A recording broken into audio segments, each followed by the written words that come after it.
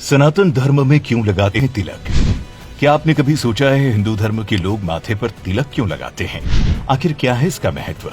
आपने कई बार लोगों के माथे पर तिलक लगाए देखा होगा, फिर चाहे वो स्त्री हो या पुरुष। बता दें, सनातन धर्म में ये तिलक आदिकाल से माथे पर लगाने की प्रथा चली आ रही है। हिंदू धर्म में ये भी माना जाता है कि बिना तिलक लगाए कोई भी पूजा पूरी नहीं होती है। धार्मिक मान्यताओं के मुताबिक माथे के एकदम बीच में भगवान विष्णु का निवास होता है। उसी जगह पर ही तिलक भी लगाया जाता है। मान्यता है कि इससे भगवान विष्णु प्रसन्न होते हैं। वहीं महिलाएं इसे माता रानी का आशीर्वाद मानकर अपने माथे पर लगाती हैं। बता दें, इस जगह को त्रिवेणी का संगम भी कहा जाता है, क्योंकि यहाँ पर शरीर की 3 नाड़ियां एक साथ मिलती है। यही जगह मन के गुरु का भी होता है, इसीलिए इसे काफी महत्वपूर्ण माना जाता है। इस स्थान पर तिलक लगाने से मन की एकाग्रता बढ़ती है और व्यक्ति का तेज बढ़ता है। हमारे शरीर में ऊर्जा के साथ छोटे छोटे केंद्र हैं, जिन्हें चक्र कहा जाता है, और ये चक्र अपार शक्ति के भंडार हैं। तिलक या टीके को माथे के बीचों बीच लगाने से वहां पर आज्ञा चक्र होता है। हमारे शरीर के 7 चक्रों में से ये सबसे महत्वपूर्ण स्थान है। आज्ञा चक्र स्पष्टता और बुद्धि का केंद्र है। यहाँ पर शरीर की 3 प्रमुख नाड़ियां इडा, पिंगला और सुषुम्ना आकर मिलती हैं। मान्यताओं के अनुसार सूने मस्तक को शुभ नहीं माना जाता।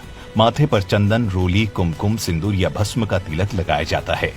तिलक हिंदू संस्कृति में एक पहचान चिन्ह का काम करता है। भारतीय संस्कृति में पूजा अर्चना, संस्कार विधि, मंगल कार्य, यात्रा, गमन, शुभ कार्यों की शुरुआत में माथे पर तिलक लगाकर उसे अक्षत से पूरा किया जाता है। तिलक लगाने को लेकर स्कंद पुराण में बताया गया है कि अनामिका उंगली से तिलक लगाने पर शांति की प्राप्ति होती है, और वहीं मध्यमा उंगली से लगाने पर व्यक्ति की उम्र बढ़ती है। अगर कोई अंगूठे से तिलक लगाता है तो स्वास्थ्य हमेशा बना रहता है, और तर्जनी उंगली से तिलक लगाने पर मृत्यु के बाद मोक्ष की प्राप्ति होती है। वहीं विष्णु संहिता में भी तिलक लगाने के विधान के बारे में भी विस्तार से बताया गया है। ब्रह्म वैवर्त पुराण में बताया गया है कि अगर आप कोई भी पूजा पाठ बिना तिलक के करते हैं तो उस धार्मिक कार्य का फल आपको कभी भी नहीं मिलता है। कहा जाता है कि चंदन का तिलक लगाने से पापों का नाश होता है, व्यक्ति संकटों से बचता है और उस पर माता लक्ष्मी की कृपा हमेशा बनी रहती है। चंदन का तिलक ताजगी लाता है। ऐसी भी मान्यता है कि चंदन का तिलक लगाने से सौभाग्य में बढ़ोतरी होती है। वहीं मानसिक शांति और ऊर्जा की प्राप्ति के लिए भी चंदन का तिलक लगाया जाता है। ऐसी भी मान्यता है कि तिलक लगाने से व्यक्ति के स्वभाव में भी सुधार आता है।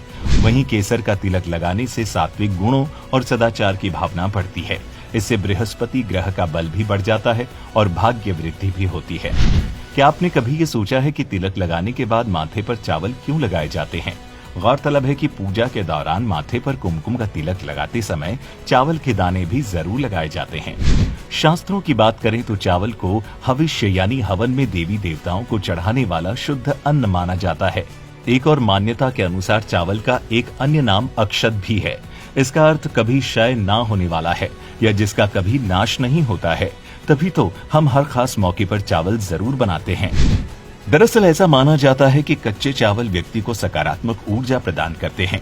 यही वजह है कि पूजा के दौरान केवल माथे पर तिलक लगाया जाता है, बल्कि पूजा विधि संपन्न करने के लिए भी चावलों का इस्तेमाल किया जाता है।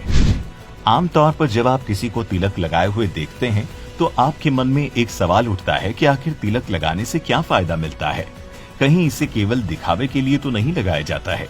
तो हम आपको बता दें कि तिलक लगाने का अपना एक वैज्ञानिक कारण भी होता है। दरअसल तिलक या टीका लगाने से आध्यात्मिक भावना के साथ साथ दूसरों के लाभ की कामना भी है।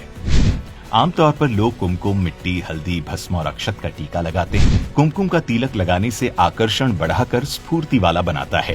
केसर का तिलक लगाने से मान सम्मान में वृद्धि होती है। चंदन का तिलक लगाने से शीतलता मिलती है। भस्म का तिलक लगाने से अचानक आने वाले संकटों से मुक्ति मिलती है।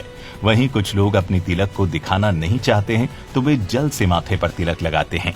पुरुष को हमेशा चंदन का तिलक लगाना चाहिए और स्त्री को हमेशा कुमकुम का तिलक लगाना चाहिए। अगर आपके मन में इससे जुड़ा कोई और भी प्रश्न है तो हमें नीचे कमेंट करके जरूर बताएं।